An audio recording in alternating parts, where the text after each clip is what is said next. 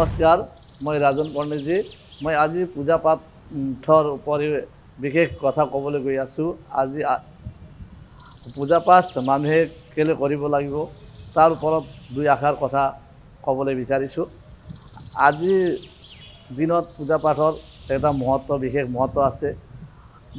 বৈদিক সনাতন বৈদিক শাস্ত্ৰ মতে পূজা পাঠ কৰিলে মানুহৰ একত্ৰতা আবিৰ্ভাৱ হয় আৰু তাৰ পিছত মানুহৰ নকাৰাত্মক ঊৰ্জা আঁতৰ যায়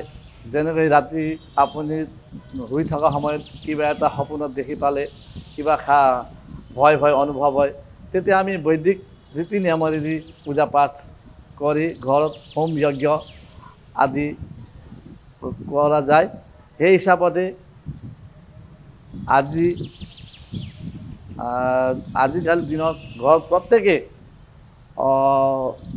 দক্ষিণ ভাৰতৰ নিচিনা আজি উত্তৰ পূৰ্বাঞ্চলৰ দেৱ মন্দিৰতো বৈদিক শাস্ত্ৰেদি পূজা পাঠ কৰা যায় সেই হিচাপতে আজি আমাৰ অসমত বিশেষকৈ বৈদিক অনুষ্ঠানৰ দি পূজা পাঠ কৰিলে মানুহৰ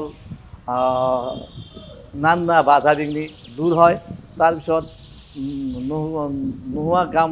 হৈ যায় আৰু ৰাতিপুৱা প্ৰত্যেকেই ঘৰত পূজা পাঠ কৰি কেতিয়াবা অফিচ যায় কেতিয়াবা নিজৰ কৰ্মলৈ যাওঁতে ভগৱানৰ স্মৰণ কৰি গ'লে নিজৰ কিবা এটা সুফল প্ৰাপ্তি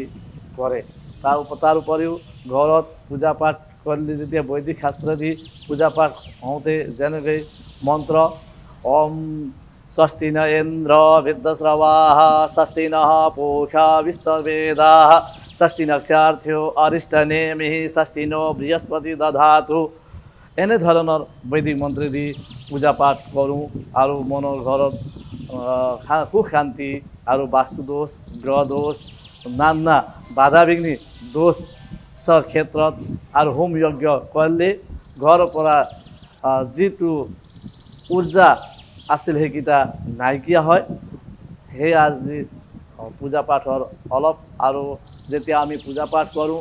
যেনেকৈ ফুল প্ৰসাদ দি ভগৱানক চন্দন লগাই বেলপাত ফুল দি ভগৱান প্ৰসন্ন হয় আৰু নিজৰ আত্মা দি ভিতৰৰ পৰা পূজা কৰিলে মানে নিজৰ আগৰ দিনত ভৱিষ্যতৰো আৰু নিজৰ অহা প্ৰজন্মৰো এই 7 জন্মৰ পাপ নষ্ট হয় বুলি শাস্ত্ৰত লিখা আছে সেই হিচাপতে আমি পাৰিলে মানে বৈদিক শাস্ত্ৰেদি পূজা পাঠ কৰাটো উচিত বুলি মই ভাবোঁ